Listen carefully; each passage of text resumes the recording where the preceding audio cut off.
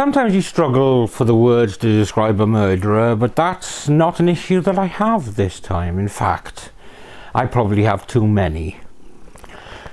Let's see, a generous helping of conniving, a pinch of sociopath, a spoonful of vile, then a liberal coating of bitch. Yeah, I'm not a fan of today's antagonist. When someone is prepared to kill someone just to try, very badly, to frame someone else, it tells you what respect they have for any human life that is not their own. Heading to Missouri today to look at a convoluted but extremely self-serving string of crimes served up by one Pamela Hupp. This is Murder of Crows.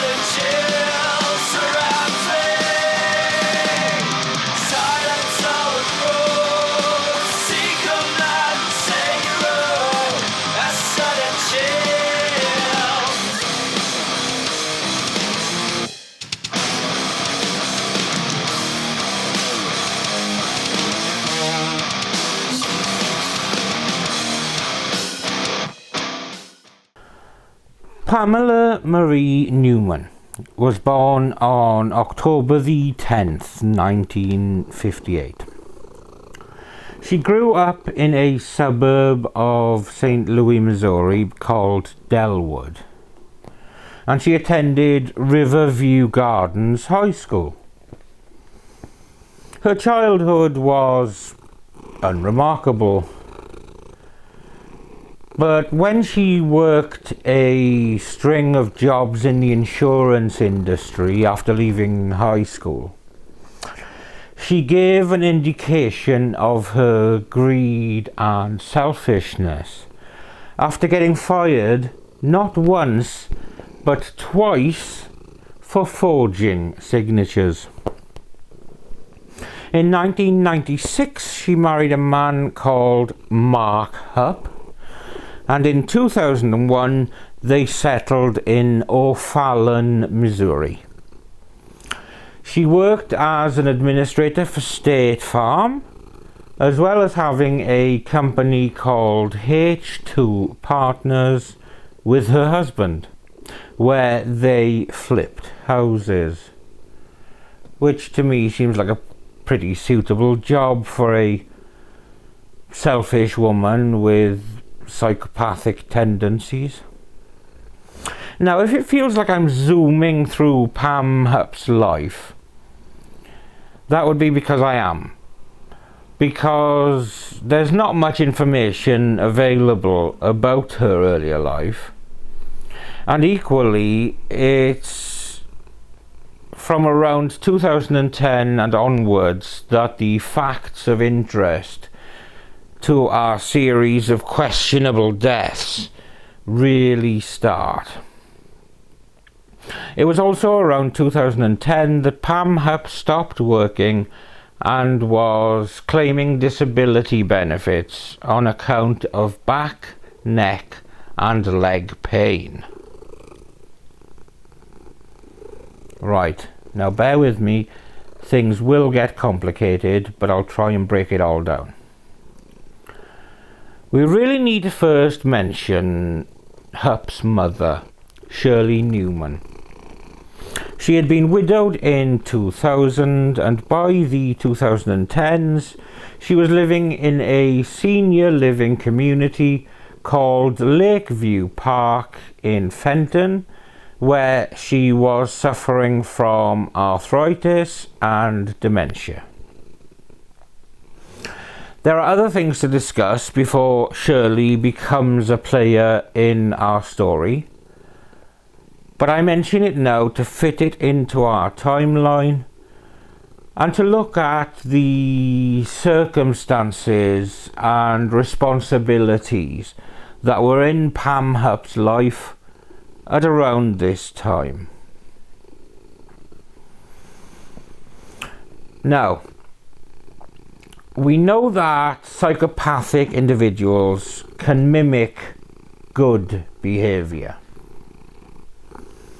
There are plenty of people who are just generally good and altruistic and like to help others, sometimes to their own detriment. Like my own mother, who is like Mother Teresa with good dress sense. But Pam Hupp was a wolf in sheep's clothing in this regard. Perhaps through her mother's frailties, or through wanting to be seen as a neighbourhood hero, she fashioned herself as a helpful neighbour who would take people to appointments and played the role of an all-round good egg. It was through this behaviour that she developed a friendship with a woman who was previously just a co-worker of Hupp's at State Farm. And this woman was called Betsy Farrier, and she was befriended along with her husband Russ.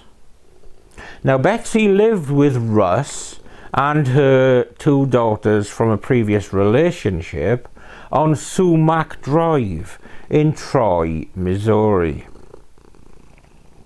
She was unfortunately diagnosed with breast cancer in 2010, and tragically, a year later, she found that the cancer had metastasized to her liver and could no longer be effectively treated.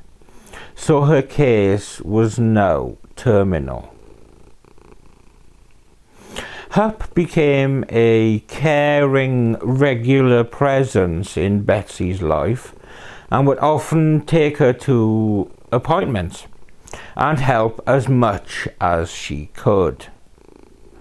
But, and like a great many hip-hop videos, it's a big but, things start to get grey and cloudy at the end of 2011 when Betsy, without informing her family, changed the beneficiary of a $150,000 life insurance policy to Pam Hupp. And this would have been worth around $200,000 today. Now this wouldn't be discovered until after Betsy's death. A death which could come not from cancer, but from excessive violence, just a few days after she allegedly changed the insurance policy. Then we get to December the 27th, 2011. Now things get very convoluted and twisty-turny from here, but I'm going to try and make things as clear as I can. First off, on that day, Betsy went for chemotherapy at the Alvin J. Siteman Cancer Center in St. Louis before going on to visit her mother. She was meant to be picked up from her mum's by her husband Russ, but from out of nowhere, Pamela Hupp turned up at Betsy's mother's home, insisting that she be the one to drive Betsy home. Hupp allegedly dropped Betsy off at around 7 p.m. and she would turn out to be the last person to see Betsy alive. One of Betsy's daughters tried to call Betsy at 7:21 p.m, but the call went unanswered. When Rhys returned home at just after 9:30 p.m. from an evening with friends, he immediately called 911 as he had found Betsy lying on her side and covered in blood. King County 911, what is the location of your emergency? Okay, ma'am. Hello? Hello? Yes, I need you to take a couple deep breaths so I can see what's going on. What is the address where you need us to come? 130 C-Mac. Okay, what is the telephone number you're calling from in case we get disconnected? I don't know this number. I know my cell phone number. Okay, what is that number? It's 314-565. Okay, who am I speaking with? My name is Russell Faria. Russell, what's going on there? I just got home from a friend's house, and my wife killed herself. She's on the floor. Okay, Russell, I need you to calm down, honey, okay? I need you to calm down, take a couple deep breaths. We're going to get somebody on the way there, okay?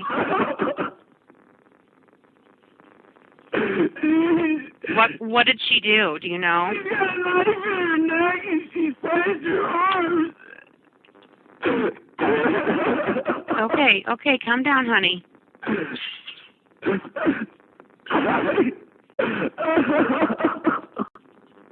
Is she breathing at all? No. She is not breathing? Okay. Russell, is there anybody that we can call for you?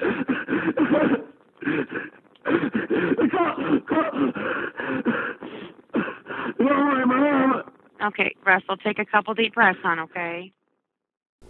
And said on the call that he thought that she had killed herself.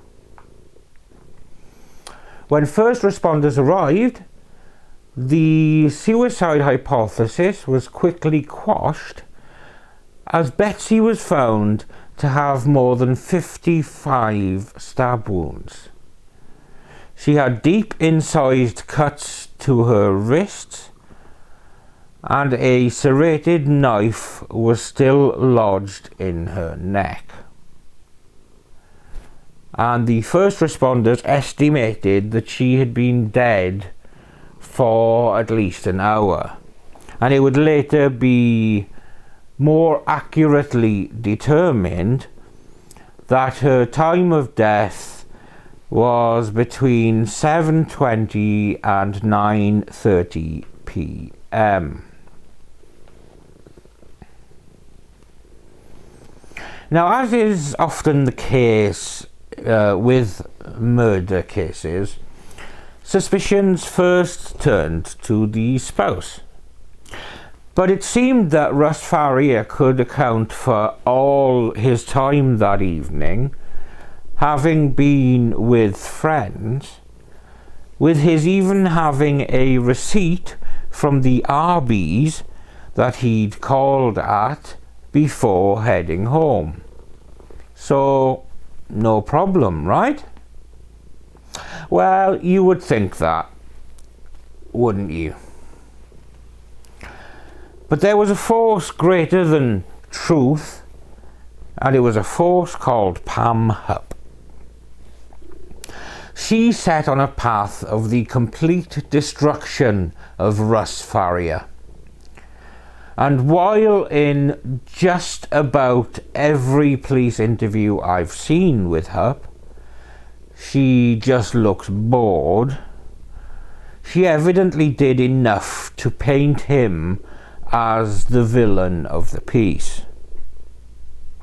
She said he was a violent drunk, and the pièce de résistance was Betsy's laptop, which contained a document written in Word 97 software that wasn't even installed on the laptop, that stated Betsy was afraid of Rhys and thought that he might kill her.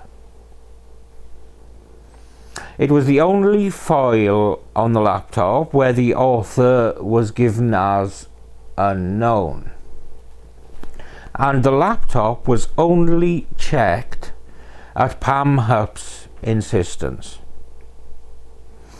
As a result of Hupp's character assassination of Rhys Farrier, he was arrested on January the 4th, 2012, the day after Betsy's funeral, and he was charged with the first-degree murder of his wife. He was unable to raise the $250,000 bail, and so had to remain in the county jail until his trial began on the 18th of November 2013, almost 2 years following his arrest.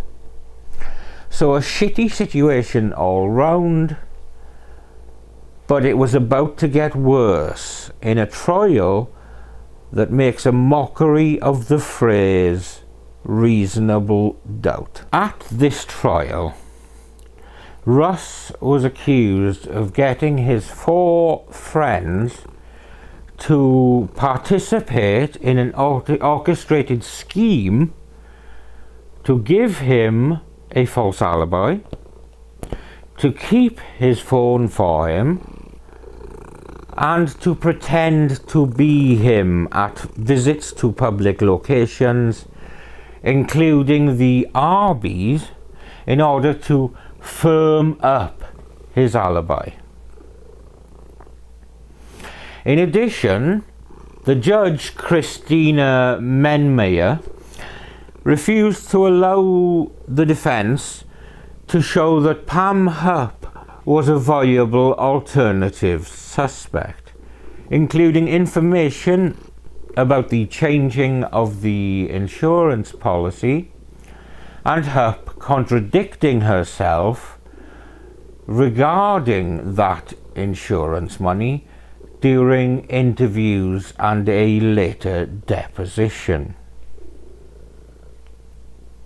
On the 21st of November 2013, Rhys was convicted of first-degree murder and sentenced to life plus 30 years with no chance of parole, and sent to the Jefferson City Correctional Center.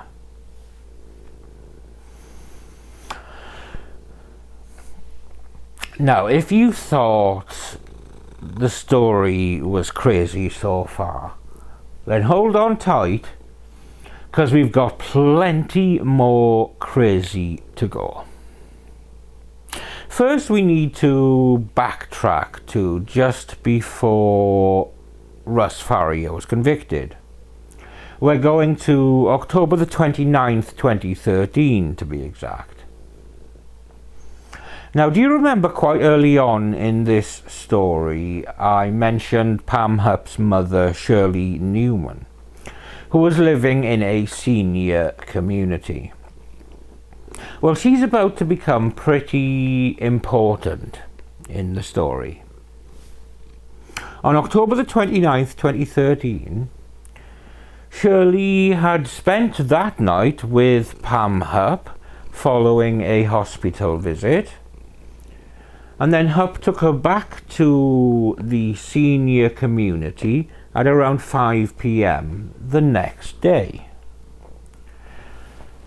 After settling her mum into the apartment, she told staff there that they should not expect to see Shirley for dinner that night or for breakfast the next morning.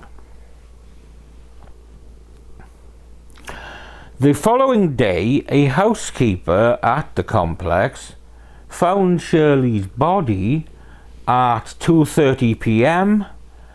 beneath the balcony of her third-floor apartment, with the railing of her balcony being broken. The medical examiner found that she died as a result of blunt trauma to the chest as the result of a fall. But it was also found that her blood contained 0.84 micrograms of zolpidem, which was a sedative, and this was 8 times the normal dose. Shirley's death was initially ruled accidental, and the police never spoke to Hupp at the time, even though she was the last person to see Shirley alive. We may revisit Shirley's death later, but it's also worth mentioning that Hupp and her siblings each received around $150,000 each as a result of Shirley's death. Hashtag just saying. Now, we're going to skip forward a couple of years to 2016. Russ Farrier has been rotting away in prison for nearly 5 years, almost 3 of which were following his conviction. At this point, a new player joins our deranged story, that being a disabled man called Louis Gumpenberger. This poor man from Union, Missouri, had been left with physical and mental disabilities following a car accident in 2005. Shortly after 12 noon on August the 16th, 2016, Gumpenberger was killed after he was shot 5 times by Hupp in the hallway of her home on Little Brave Drive in O'Fallon. Ostensibly, this was self-defense as the result of a break-in stroke armed struggle, during which Pam Hupp had called 911 to report the break-in in progress.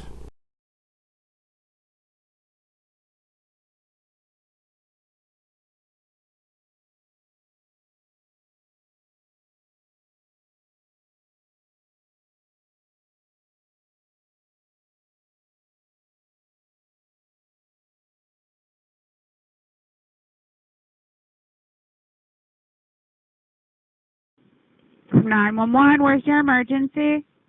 Hey, hello, there's someone breaking in my house. Help! What's Help! the address you're at? Help! Want me to give you? Want me to give your wife? No, I'm not getting in the car with you. No, What's get the away. address? Get out, get out, get out. Help! Ma'am, what's the address you're at? Help! Help! I have somebody breaking into it. No, no, no! Hello?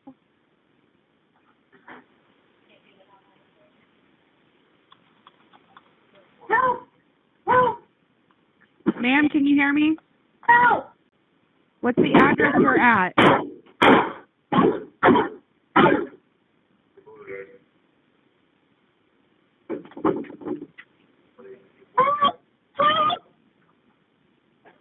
Help!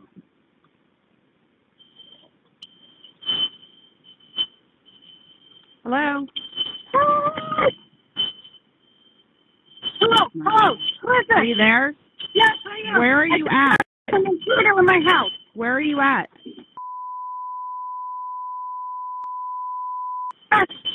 Who broke into your home? I don't know. I'm here. Where's he at right Going now? outside. I'm going outside. Come on, over. The fire alarms are going off too. Hello. Is he inside? Yes. Is he a white male, a black male? He's white. He's white. Hurry, hurry, hurry, hurry, hurry. He tried to get me in my car and I ran into the He house. tried to take you into his car? He tried to take me in my car. Help! Hurry! Please, somebody! Have officers on the way, ma'am. Where are you at right now in the home? I'm in the garage. You're in the garage? My car. He's still in the house. Okay, can you run to a neighbor's house? I don't think there's anybody home now. I'm going to stay here. I have my dog. I have my puppy. You have your puppy with you? Yes. You have no idea who the subject is? No. Are there any weapons in the home? Yes, there's a gun on my bed. I shot him. There's a gun on your bed? You shot him? Yes, I shot him. He tried to get in my bedroom after me, and I shot him. There's a gun in the home. She said she shot him. Is he still, as far as you know, is he still in your room? No, he's in the hallway. He's in the hallway? Is he moving? Is the hallway? No, he's not moving. Not moving? Oh, hurry! Ma'am, we already have help on the way. Just stay on the line with me. Is the garage door open? Yes, everything's open. I was leaving out of my car. Where are they? They're on the way, ma'am. Are you injured? No, he didn't get me. He didn't get to me. He didn't get you? No, he did not get me.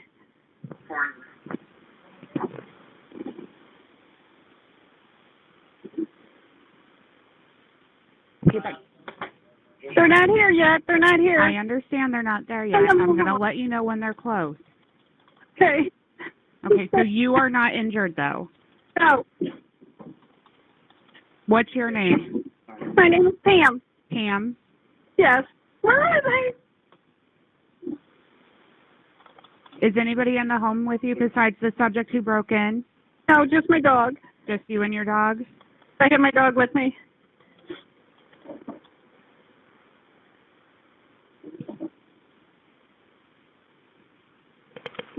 Help. Please, where are they? We have help on the way. Let me know when you hear them. When police arrived, they found $900 on Gumpenberger's body, along with a note reading, in part, "Kidnap Hupp, get Rhys's money from Hupp at her bank, and kill Hupp. And also, take Hupp back to house and get rid of her. Make it look like Rhys's wife, so make sure knife sticking out of neck."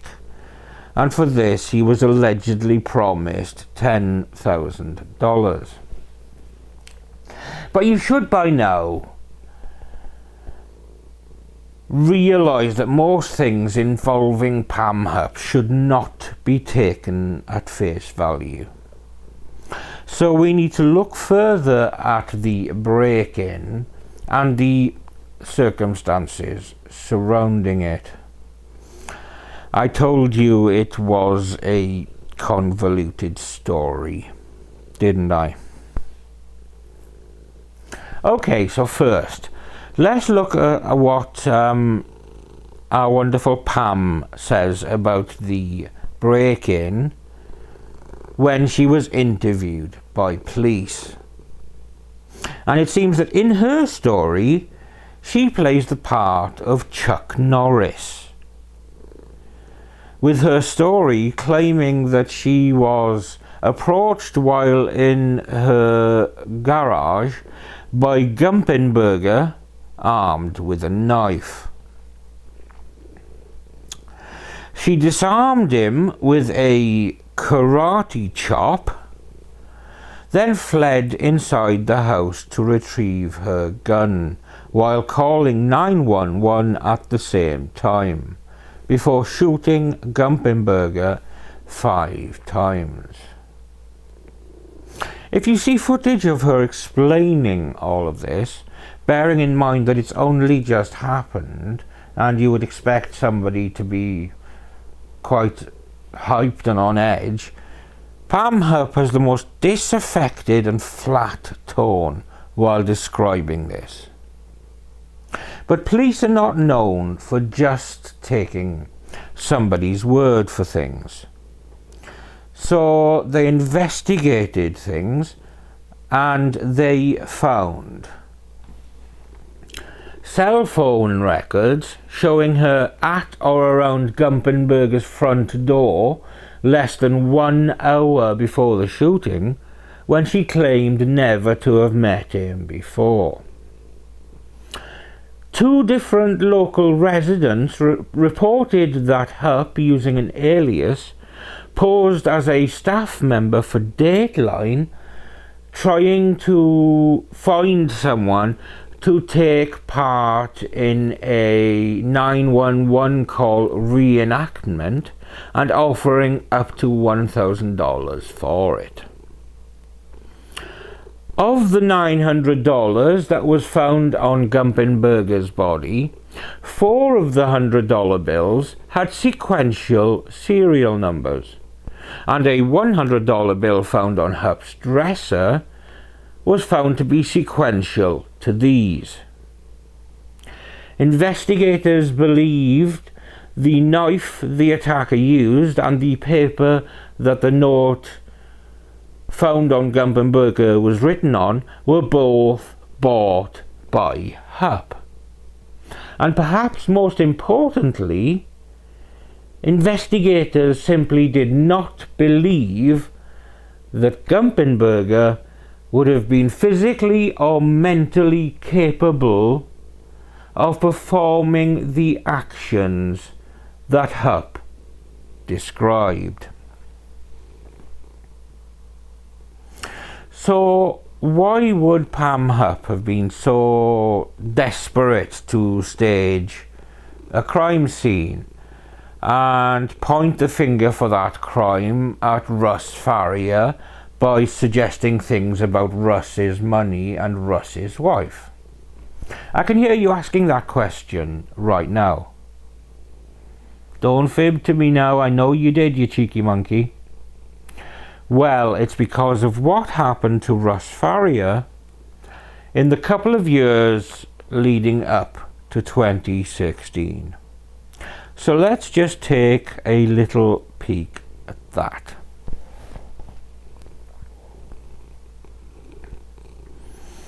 Russ Farrier first motioned for a new trial in December of 2013, but this was dismissed.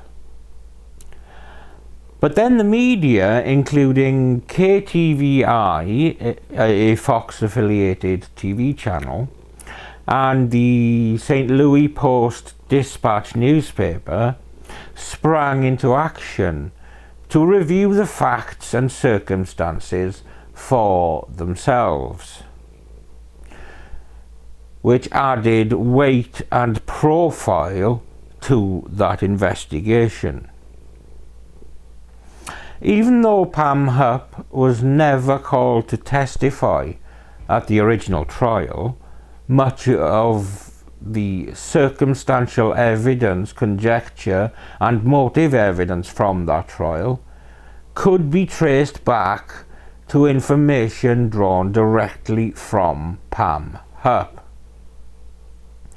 Now, there was plenty of back and forth and legal wranglings within the court filings, and equally lots of background noise involving police and prosecution misconduct. But the bottom line of all of this was that on November the 7th, 2015, Russ Farrier's conviction was overturned, and he was released, having spent more than 4 years in prison. Russ Farrier would later receive more than $2 million in a civil rights case relating to the unfair detention. So Pam Hupp, having seen Russ Farrier being absolved of involvement in his wife's murder, wanted to point eyes away from where they had now been turning. that being towards her, and back towards Rhys Farrier. Having gotten away with everything she'd done to this point, she thought she was untouchable, and dare I say, a criminal genius. So she threw together a poorly conceived plot, including a bad radio play of a 911 call, to try to frame Rhys Farrier again. In doing so, she chose to murder a completely innocent man, unrelated to anything that had gone before, purely to further her own ends and needs. This disregard of human life is nothing short of breathtaking. This is clearly a woman who considers no other needs than her own.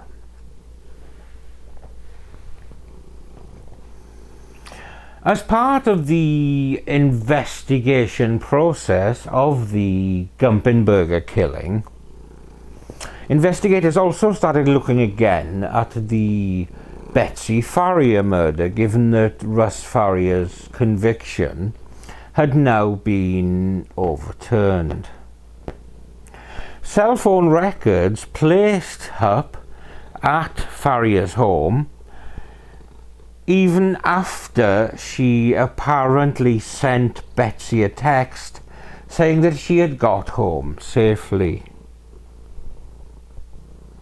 Also, they showed that rather than setting up a trust for Betsy's daughters with the insurance money from Betsy, as she said that she had, Hupp used the money for her own ends, making a payment of over $100,000 to her own son.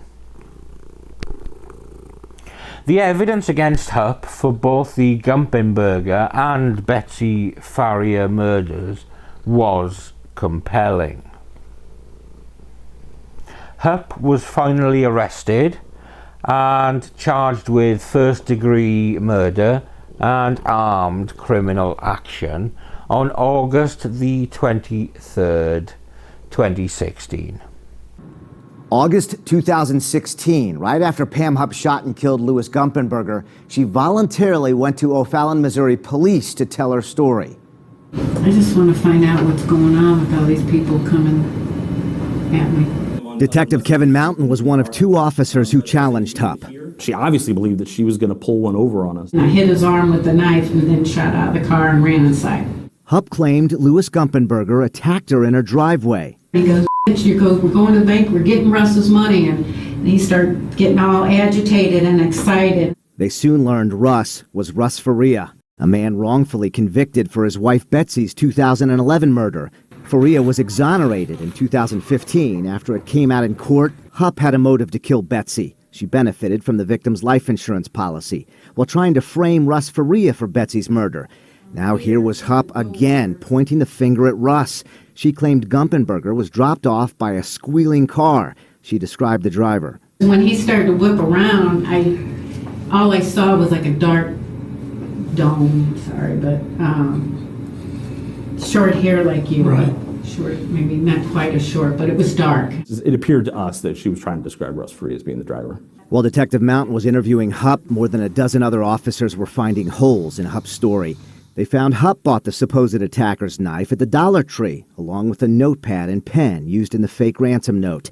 Investigators traced Hupp's cell phone to Gumpenberger's home, where she picked him up, and they found surveillance video revealing Hupp attempted to kidnap someone else days earlier. All the hours that we put in to get to the truth, and then to know that the whole time she was not being truthful with us. Mountain says he will never forget how Hupp described the man she just murdered. He was getting all excited, and he was, I thought he was drunk or on drugs or something like that. And that haunts me because it clearly just didn't mean anything to her. The detective says Hupp did tell the truth at one point. when she described shooting her victim in her home. And I just started shooting and walking towards him because I wanted to be sure I hit him. Because everybody kept saying that's a little gun and blah, blah, blah, and I gotta reclose.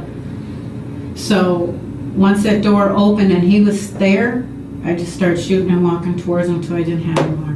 It did not appear to me that she was in fear of Lewis in any way, shape, or form. Hupp spoke to detectives for nearly 4 hours that first day. Detective Mountain said she continued talking, hoping to convince police of her story. For the Fox Files, I'm Chris Hayes. After her arrest, upon being taken to the interview room, she managed to grab a pen that had been left on the table. She then asked to use the bathroom and proceeded to stab herself numerous times in the wrist and neck with the pen. You're about to see the events leading up to Pam Hupp stabbing herself in the neck and wrists just minutes after her arrest. August 16th, 2016, O'Fallon, Missouri police arrested Pam Hupp for the murder of Louis Gumpenberger. Only Fox 2 captured the arrest on camera. Police drove her into headquarters to hear more of her claim it was self-defense. An officer brings her into the interview room. Officers cannot immediately reach her attorney. They read Hupp her rights. Do you have the right to remain silent? And they ask her to initial she understands. Officers leave again to try her attorney. Let's see if we can get a hold of them. Hupp touches her neck, slowly, feeling both sides. You can see how she's thinking about what's next. She knows she's on camera, so she's subtle. Watch this. Hupp grabs the water bottle to hide the pen, then slides both back, slowly, casually. She takes the pen behind her to hide it in her pants. Then her neck again. It appears she's looking for her jugular, or another vein she's about to strike with the pen. That's where she's escorted to the bathroom, where she stabs herself. There's an officer here, a female officer that's going to escort you to the bathroom, okay? About 5 minutes pass when you can hear officers yelling.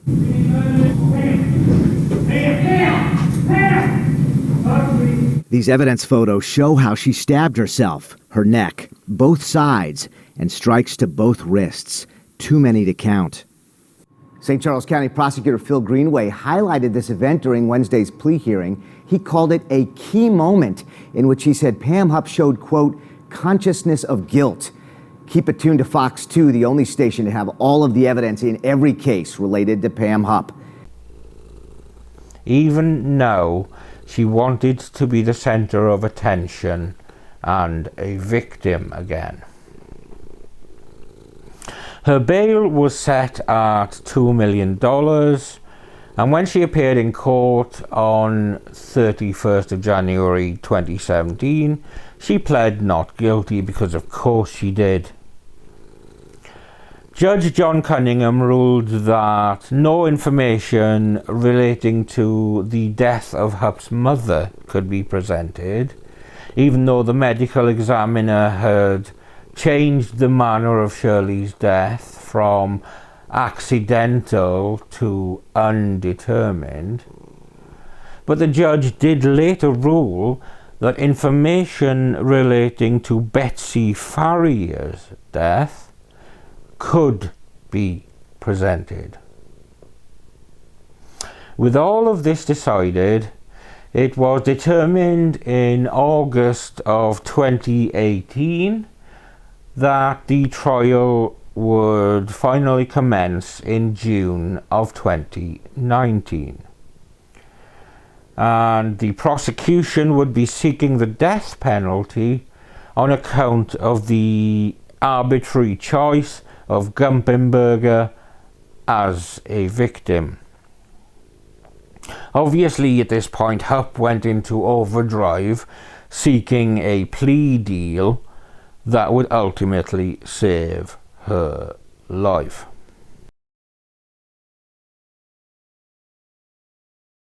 A woman accused of murder pleads guilty without admitting she committed a crime. We've been telling you about the allegations and suspicions surrounding Pam Hupp for the last 6 years. This afternoon, in the St. Charles County courtroom, she took a plea deal that spared her from the death penalty. News 11's Chris Hayes was in the courtroom. He joins us live with more on what happened today. Chris? Mike, it appeared Pam Hupp did not want to say the word guilty, only at first acknowledging to the judge, yes, in a special plea deal that avoids the death penalty. Then she said it, guilty, in this deal called an Alford plea, which means she's only saying she acknowledges prosecutors could prove the case against her, and she'll spend the rest of her life in prison. O'Fallon, Missouri police arrested Hupp for this crime almost 3 years ago. It was August 2016, and we captured the arrest exclusively.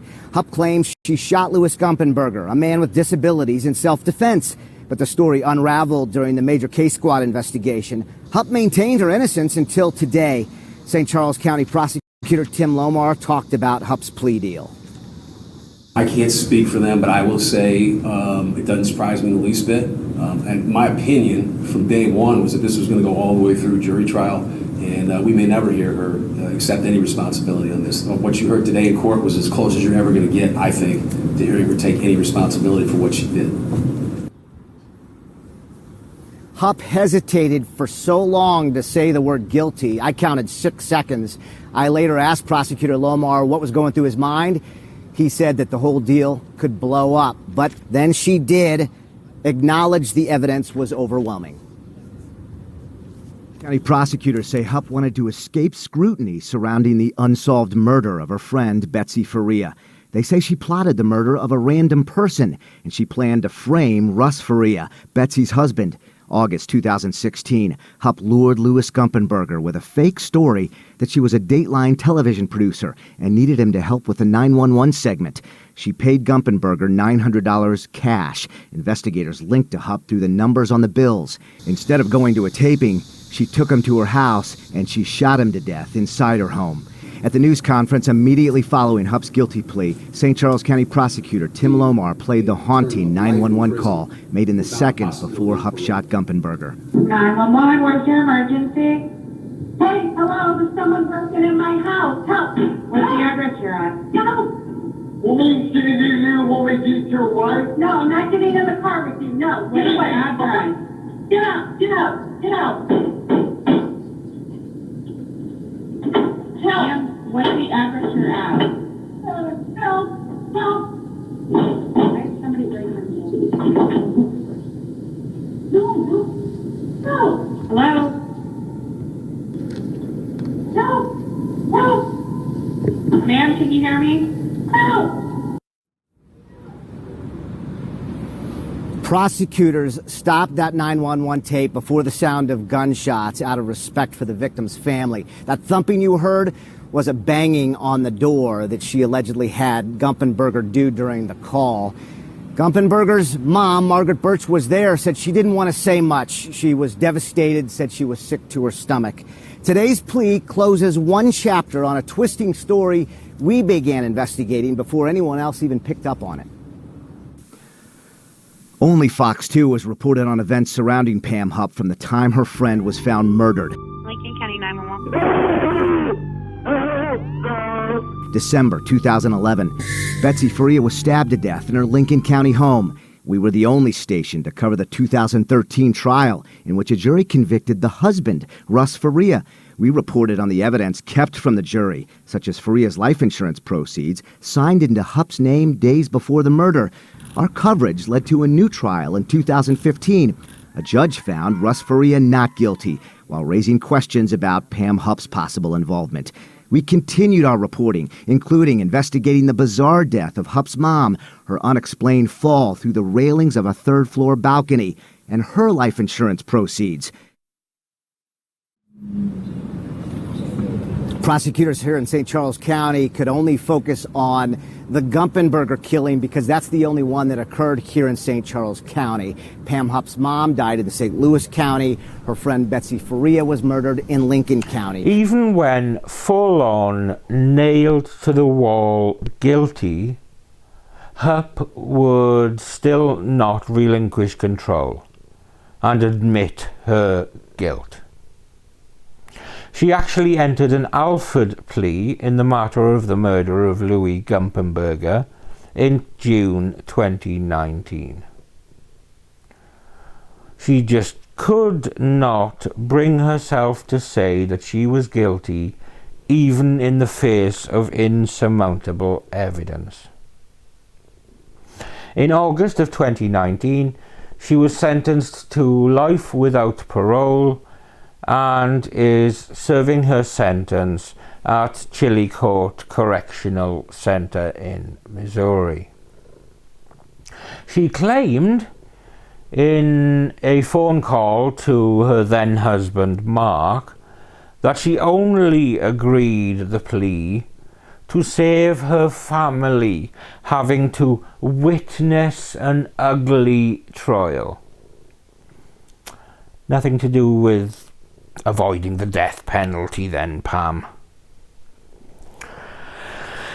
Mark Hupp filed for divorce in September 2020, saying the marriage was irretrievably broken. Do you think so, Mark? They were officially divorced in March of 2022. Before I dedicate the episode and make my escape from my feline overlord, I need to mention the recent TV series about Pam Hupp and the murder of Betsy Faria.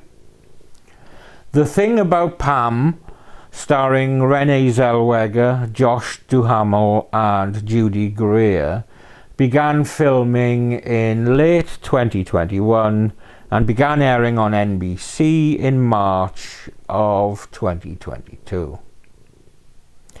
You had me at Pam Hupp, Renee. You had me at Pam Hupp.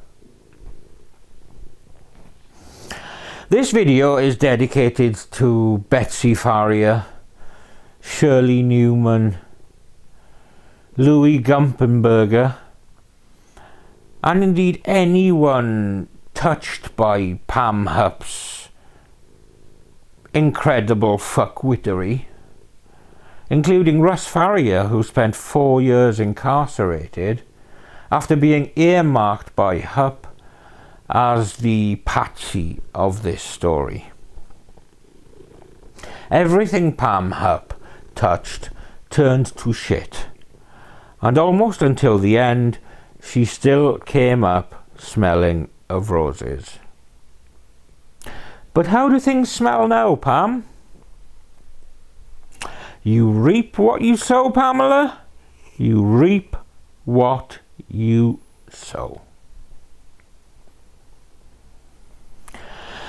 Thank you for watching another episode of Murder of Crows.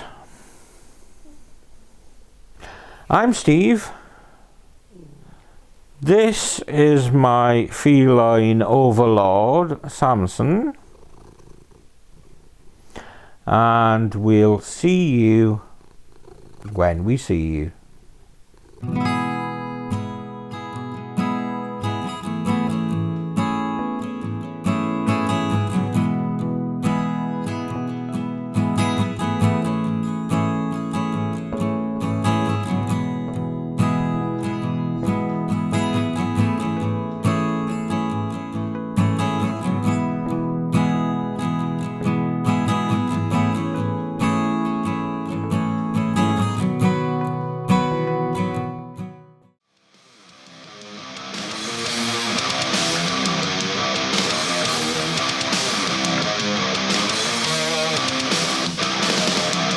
Say that you're ready, but you won't like it. You say that